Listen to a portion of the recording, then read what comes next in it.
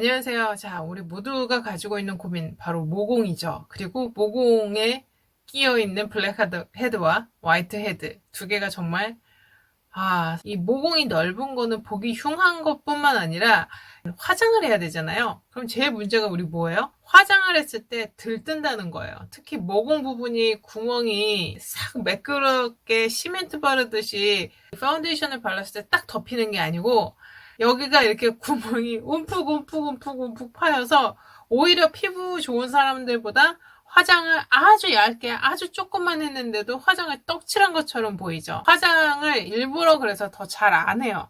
그러니까 파운데이션을 바르지 않아도 될 만큼의 피부결을 갖춰 놓고 시작을 하는 거죠. 이 모공이 크게는 두 가지 종류가 있어요. 그러니까 첫 번째는 성장기 때 20대 때까지 그 피지가 쌓여서 커지는 모공이 있죠. 진짜 그 말 그대로 모공 그런 케이스고요. 그다음 두 번째 20대 넘어가고 30대 이후 40대 이후 그때부터의 이 모공은 피지가 가득 차고 땀이 많이 나고 이 노폐물이 가득 찬 모공이라기보다는 노화된 흉터로서 자리가 남은 그런 모공인 거예요. 20, 30대 그 모공 관리와 3, 40대 이후의 모공 관리를 결을 좀 다르게 잡아주셔야 돼요. 방향을. 그래서 오늘은 좀 3, 40대 이후의 모공 관리에 대한 방향으로 초점을 맞춰서 말씀을 드릴 거고요.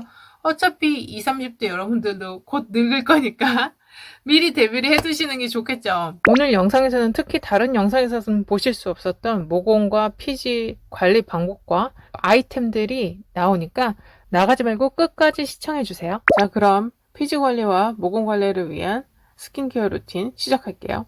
1번, 잘 씻어진 모공을 준비해줍니다. 보통 샤워 직후에 모공이 제일 많이 열려있죠. 그 상태가 제일 좋아요. 2번, 가지고 계신 솜에 저렇게 토너를 한껏 뿌려주세요. 이때 토너는 모공을 열어주고 속에 있는 피지를 녹여주거나 촉촉하게 적셔줄 수 있는 그런 종류면 아무거나 상관없습니다. 지금 제가 사용하고 있는 이 화장솜 되게 신기하게 생겼죠. 이게 필리밀리에서 나온 2분의 1 솜이라는 화장솜이라는 건데요. 중간에 뜯을 수가 있어요. 그리고 다른 것처럼 뭐 몇 겹씩 돼 있는 게 아니고 저렇게 얇게 한 겹을 반으로 나눠 놓은 거거든요. 그래서 마스크 시트처럼 저런 식으로 펴 바를 수 있도록 그렇게 만들어 냈어요. 참 사람들 머리 좋죠? 피지 제거 전에 모공을 넓히는 방법들에 대해서 얘기가 되게 많은데요. 화장솜을 따뜻한 물에 담갔다가 아니면 전자레인지 돌렸다가 얘를 따뜻하게 해놓은 상태에서 분수 시트처럼 코 위에다 올려서 모공을 열어준다는 게 있었는데 제가 해보니까 뜨거운 물에서 나와서 내 피부에 얹어지는 순간부터 차게 식습니다. 그러니까 온도 유지가 안 돼요. 그러니까 모공은 그냥 따뜻한 물로 불리는 게 제일 좋은 것 같아요.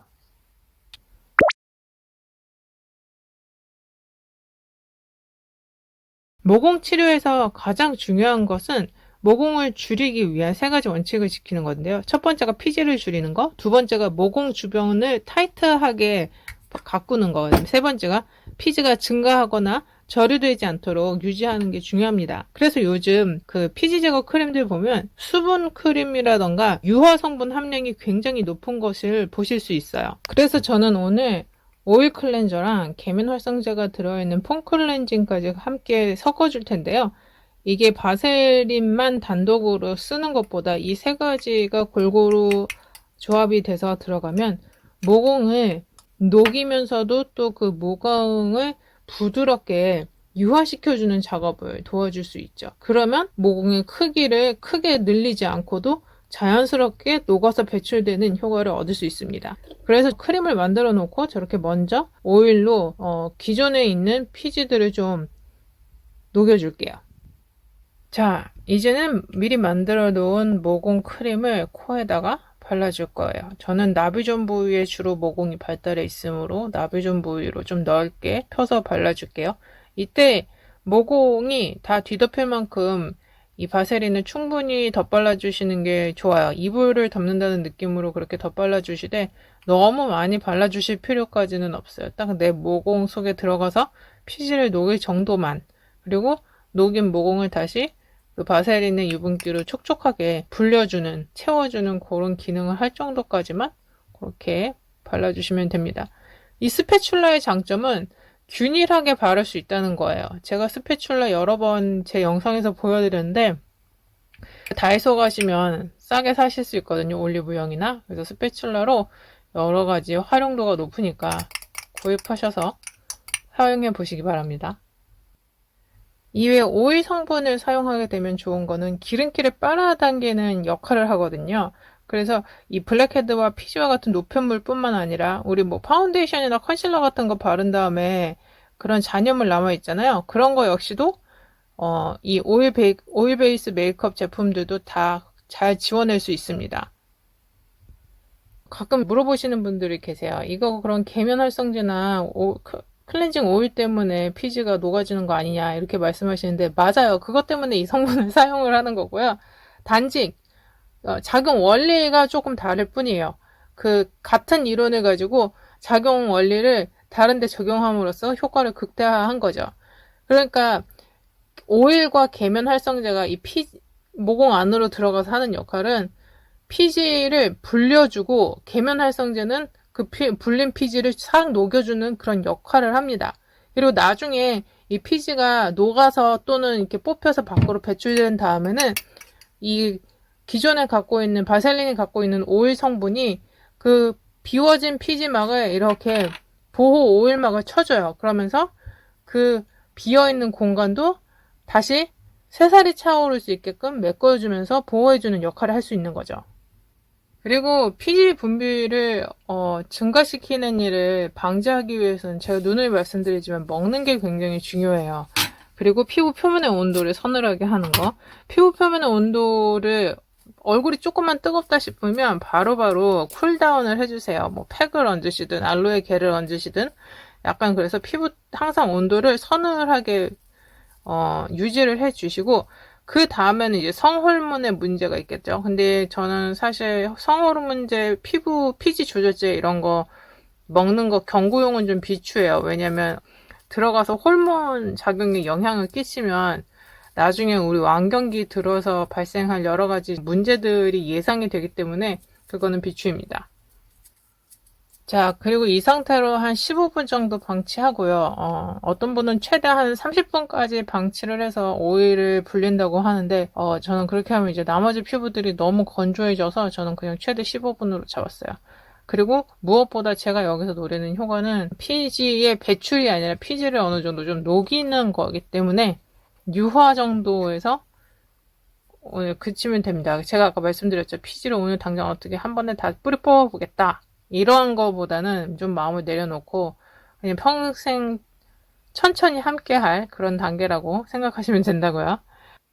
그리고 이게 아무래도 바셀린은 여러분들이 쓰기 좀 부담스러워 하시는 이유가 클렌징에 있는 것 같아요. 근데 클렌징을 여러분들이 제가 아무리 설명을 드려도 클렌징을 못한다, 안 된다 하시면서 막 그러시는 분들이 있는데 아마 사용하시는 제품상의 문제나 아니면 사용하시는 방법을 확실히 모르셔서 생기는 문제들인 것 같아요.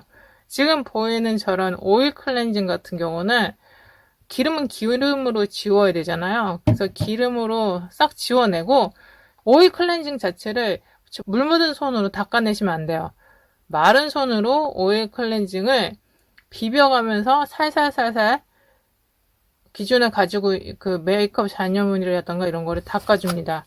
그게 다 된 상태에서 저렇게 저처럼 티슈를 한번 기름기를 걷어내 준다던가 아니면 바로 세수를 하시면 물세안을 시작하시면 되시는데요. 이때 물세안을 어떻게 하냐면 따뜻한 물을 손에다가 묻혀서 살살살 굴려주는 거예요. 그러니까 내가 오일 클렌징을 얼굴에다 발라놓은 게 한 번에 그냥 훅 씻어내는 게 아니라 얘네들을 따뜻한 물로 살살살 비벼주면 얘네가 하얗게 밀크화가 된다 그러거든요. 하얗게 우유처럼 색깔이 변하면서 다 미처 닦여 나오지 못한 오일 성분들을 다 녹여줘요. 그 작업까지 끝내고 그 다음에 폼 클렌징으로 또 거품을 내서 오일로 닦아낸 다음에 폼 클렌징까지 2, 3차 세안이 끝났으면 이제 비워진 모공을 비타민 A, B, C로 다시 채워서 넣어줄 거예요. 사실 이 작업이 가장 중요한 작업이거든요. 그러니까 비워내는 것보다 더 중요한 건 채워넣는 게 더 중요해요. 다이어트에서도 사실 빼는 것보다 유지 관리하는 게 더 어렵잖아요. 피부도 마찬가지라고 생각하시면 됩니다. 모공 속에 있는 피지를 녹여주고 비워냈으면 얘네들을 타이트닝 시켜주는 게 관건이죠. 그래서 이때 비워진 공간에 충분한 영양소가 들어갈 수 있도록, 특히나 앰플 같은 거 ABC 요럴 때 기회 좋잖아요. 앰플 비타민 ABC를 순서는 어떻다 그랬죠? 그렇죠.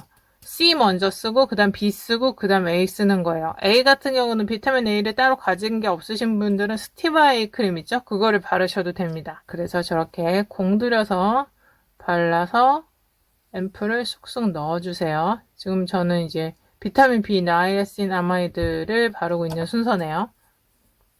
제가 이날 영상에서 사용한 비타민 앰플 제품은 비타민 C, 비타민 B, 그 다음에 EGF, IGF, FGF 그 성장인자 들어간 그 앰플들까지 넣고 앱솔루트 셀렉티브 토너까지 해서 마무리를 해줬습니다.